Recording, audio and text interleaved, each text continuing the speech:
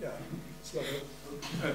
Two brief questions. First, I was deeply fascinated. My only worry is, I'm sorry if I sound patronizing, that what you developed here presupposes a certain, how should I put it, background knowledge, no? And if you don't get that background knowledge, then this can look too abstract, nothing to do with, or whatever. So that's the first question I want to ask you. First, these are not these wise questions like, you know, when teacher asks student a question, and then the main point is you must guess what the teacher already knows is the right answer. First, when you linked love to, as in this Lacanian way, as supplement to inexistence of the sexual relationship and so on and so on, do you imply that, do you think that the term love can be in some strict sense linked just to love in its tangent, however we say, to sexual relationship, or is it also meaningful to talk about political love in a collective and so on and so on?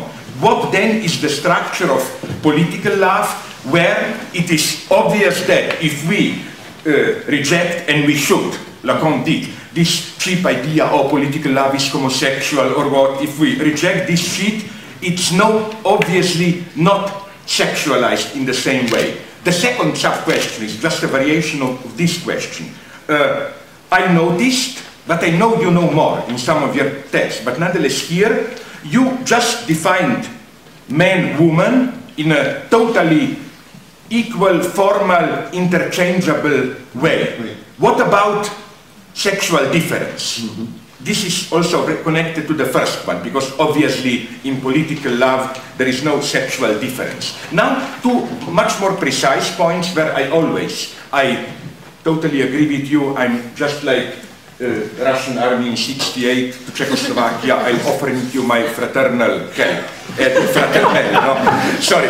So here, when you said this function very wonderfully of this term, you, the shared term, which then is excised in this as a acomal term in this traditional vision, you cut it out of a woman. But isn't there another possibility?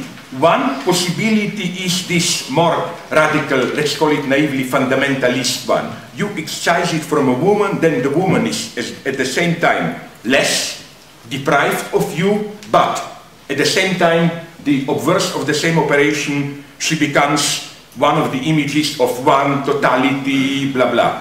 But is it not also possible to understand it in slightly different way, which would have been closer to even common sense understanding, where the crucial term, which as you and I well know from Lacan, the crucial anti-term to supplementarity is complementarity. That usually excision is not so much to elevate woman into one, but to claim there is, if we understand precisely with relationship to that excision of well-known whatever, vaginal, that the idea is that precisely by excision we guarantee sexual relationship. The idea is that by excision man and woman will ideally supplement each other, so that by excision we get totality. And that's where I find a nice dialectical paradox, that it is precisely you as this atomic shared element which prevents totality. It's the very unifying element which prevents totality.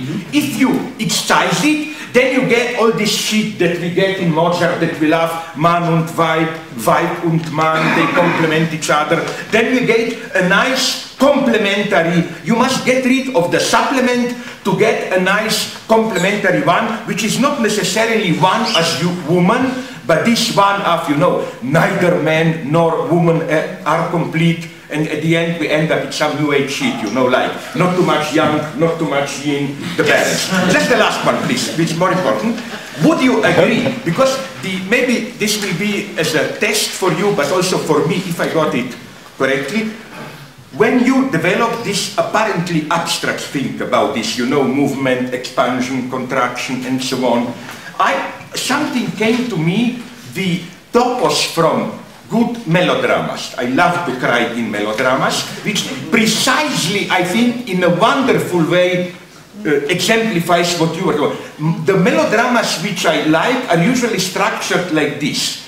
A man fatally loves a woman, but then the woman's message is, I must be all for you, so you, unity, and so on, but you must prove this to me by being able to survive without me, something like this. In other words, the proof of absolute love is not, let's look each other face to face and forget about everything. It's precisely that, how should I put it? Brecht put this in very nice way how, when he says love for a third thing. You need a T, in the sense of, this is the scene that I like in Marguerite Duras novels, for example, when, how does their love emerge? It's that not we look each other into the eye, are immersed, but we hold each other hands while we are, as you would have put it, open up towards the world. We search something and so on and so on. But there is always, as you said, this movement of expansion, contraction. Then all of a sudden is contraction. We discovered that precisely by being transfixed onto something there, and I think here I read some wonderful stories, naive as they are, about revolutionary couples, I know you will hate it, in Soviet Union October Revolution, where they never, you know, they exactly have this structure. They rejected the alternative, either you are for revolution or you are for love. At the same time, you are ready to do, I go to the end, everything possible, even if it's proven that your partner is a Trotskyist, you shoot him or whatever. But at the same time, you know, like, you know that you must get out, have a public field in order to be in love. Which is why everyone of us, isn't it that a woman, I will be now a little bit reproducing cliches, a woman wants your full attention. But if you drop your job or whatever and really dedicate yourself to the woman, she will dismiss you. And she is right. That's my point. The whole point is, as you put it, the whole point is this tension here.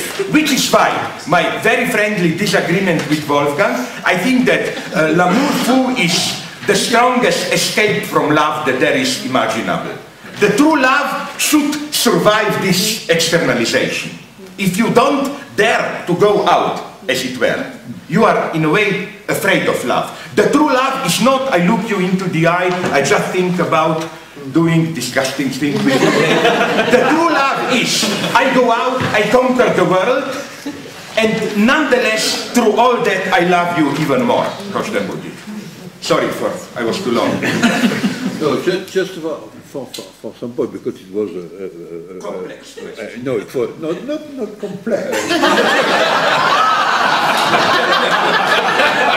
This is in my black book. More big than complex. Okay. No, but on the two first points, in fact, I speak of love properly, not at all of metaphorical use of love concerning politics or friendship, on one side, expansion, if you want, in the side of politics, collective love and so on, or love for God, or so on, and nor on the side of weak forms of love without sexuality, like friendship and so on. No, it was my position concerned, and is the definition of love as such. So it's by necessity in relationship to the question of sex and sexual connection and so on. The second question is a very good one. Naturally, there is something absolutely missing in this lecture, because it's another question, and I can do another lecture in August 2009